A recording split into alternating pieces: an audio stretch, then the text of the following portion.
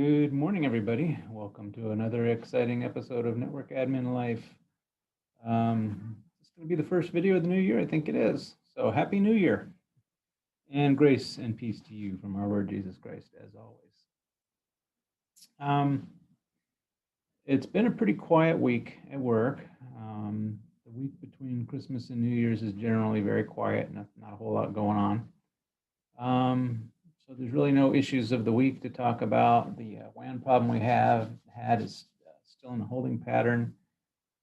Hasn't reared its ugly head again with all the workarounds we've put in place, so that's good.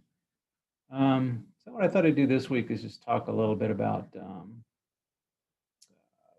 of the troubleshooting tools I use. There's a ton out there. There's a ton you could choose from. These are the first few are just real simple that anybody can use. They're going to be on every computer, so every Windows-based computer. Macs, yeah, there might be some different ones, but this is what we have for Windows. So sorry, I'm a little groggy. I just took a nap at lunchtime. Awesome. Okay, so let me share my screen here. Let's share the whole thing. There we go. And share. Sorry, I'm getting old and slow. Get that out of the way. So, like, one of the very first things right out of the gate is ping. Ping is your friend.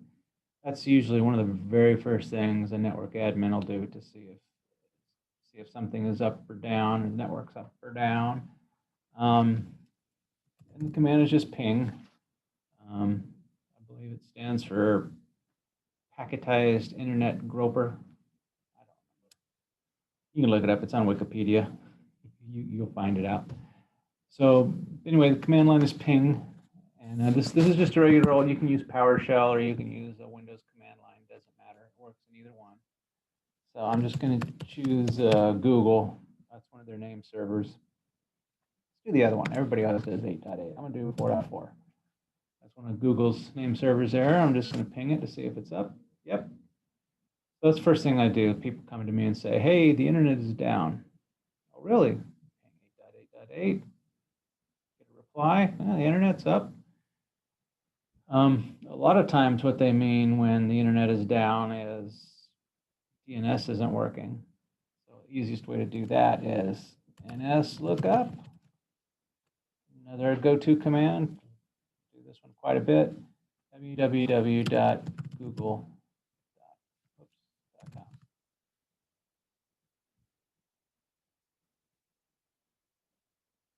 And then we finally get an answer there. Let me do it again. Maybe my name servers are having problems today. So we eventually get a reply there. And if I go in and ping www.google.com, there you go. See, that's there, that's replying. So hey, internet's up. Now let's say you ping Google and you don't get an answer. So there's a couple of things you can do. You can do traceroute, which is another big one. That's the next thing I would probably do. Traceroute, trace RT on Windows.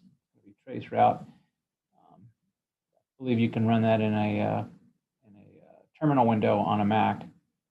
Same with ping. And same with NSLOOKUP, I believe. It's going to be the whole word trace route on a Mac or on a Linux system or on my other switches in there. But on a Windows system, it's trace RT, trace route. And I always like to put the -D in there because that doesn't try to look up. If you just do a trace route in the IP address, it's going to try to do a reverse lookup on every name, and it slows it down. So I do trace route -D. So it doesn't try to do any reverse lookups. It just does the trace route. It goes a lot faster. And as you can see, it's going out there and it's looking at every single hop along the way, and we got there, no problem. So that in there tells you right there where there's no hops. What'll happen is if you try to go to some place that isn't there, let me see if I can find one. Let's see if maybe 8.8.8.1 will work. Basically want it to not go anywhere.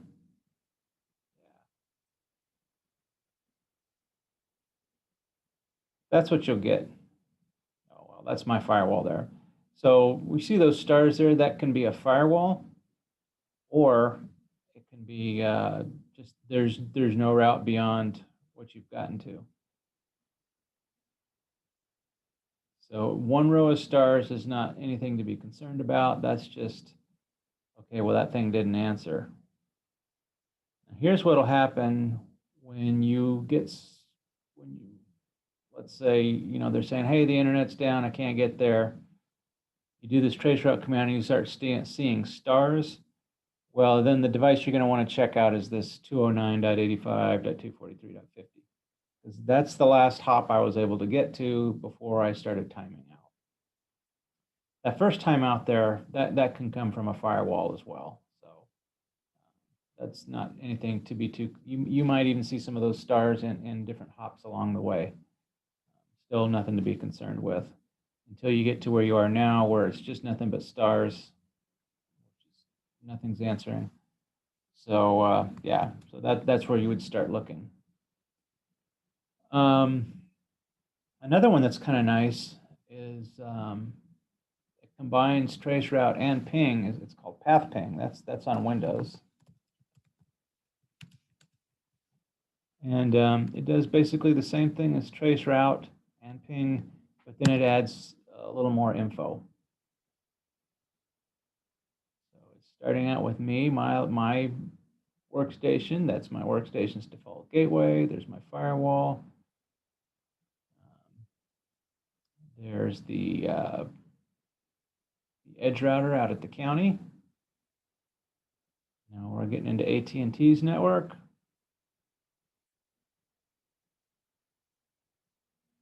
So it's basically doing the same thing. It's telling you all the routers it's hitting along the way, but it's going to give you some statistics here. So you got to wait for it to finish out here. We're almost there. There's about 12 hops. So we're on hop number 11. Should be coming up on hop number 12. There we go. So now it's saying, okay, yep, I got there. And now it's going to compute statistics for 300 seconds. So now I have to sit here and talk for 300 seconds, basically about nothing. But yeah, these commands are really handy. I don't use path ping that much, to be honest. I just wanted to show you that it's there. While it's doing its computing for 300 seconds, I'm going to show you the other. If I'm going to use path ping, I'm going to use something more like this. It's a program called Ping Plotter. And you can just Google Ping Plotter and download a trial version. And if you like it, you can buy it. So you just put in the IP address you want to trace to. And it does basically the same thing as path ping is going to do, except it does it more graphically. So it shows me all the hops along the way, and then it shows me the latency of any of those hops, and it keeps a running graph. And this is really nice when you're trying to catch timeouts. They don't happen all the time. You can just start this thing and leave it running, and it'll give you, your high and your low values for, how long the packets took. And there you can see at the bottom, it'll keep a strip chart of response times. So we are almost done with the other. So anyway, yeah, this is what I would use. I'd use Ping Plotter over actually using path ping. We'll see if path ping ever comes back here. Has it been 300 seconds yet? I haven't been keeping track.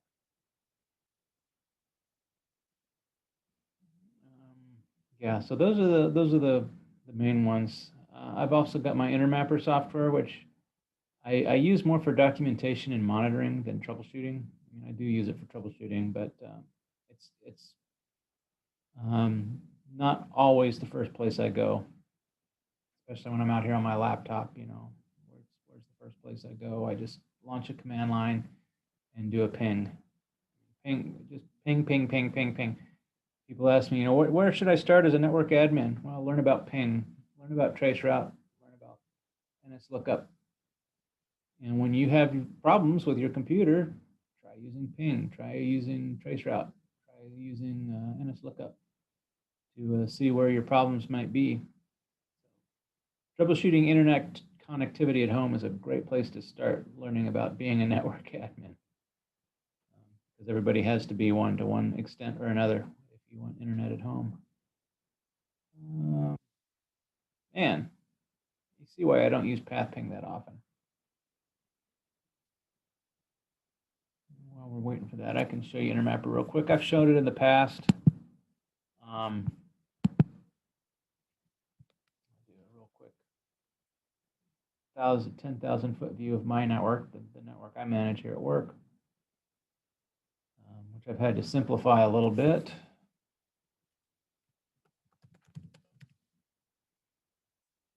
Password was it? Not that one. That's the one. So we'll just start with the 10,000 foot view here.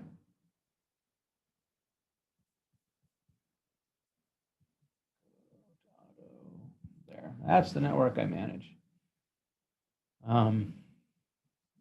They're not all represented there because some of those switches are stacks of switches, but all totaled physical switches, there's probably somewhere in the neighborhood of 300.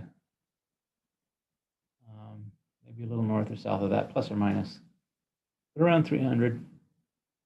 And some of these I don't actually manage. There's a few that are managed by vendors. So I've simplified this a little bit. I've got some pointers to other maps. Like this is our new core, new fabric. We're slowly moving switches over to that. We're going to have redundant connections, as you can see here. But to actually show all the connections depicted here on Intermapper is just too much. So I've just showed connections off to these other little round dealies here, which are submaps. Just links to different maps. So I click on that and it'll bring up a different map. And move that one out of the way. That's utilization. So we don't even need that there. So like this would be my remote sites. This is my WAN back to our disaster recovery data center. These two switches live over there. This is the county fabric WAN, and this is the hospital fabric. So I just simplify them here, make them a little bit easier to look at. Again, same 4 switches that are right here are right here. It's the county fabric going out to my remote sites, our remote clinics. And then down here, I just have kind of a firewall detail of how my firewalls are connected up. Coming through the inside switch, through the firewall, to our WAN switch, to the county switch, which are these two right here, Go into the county fabric through Comcast dedicated lease line and AT&T dedicated lease line.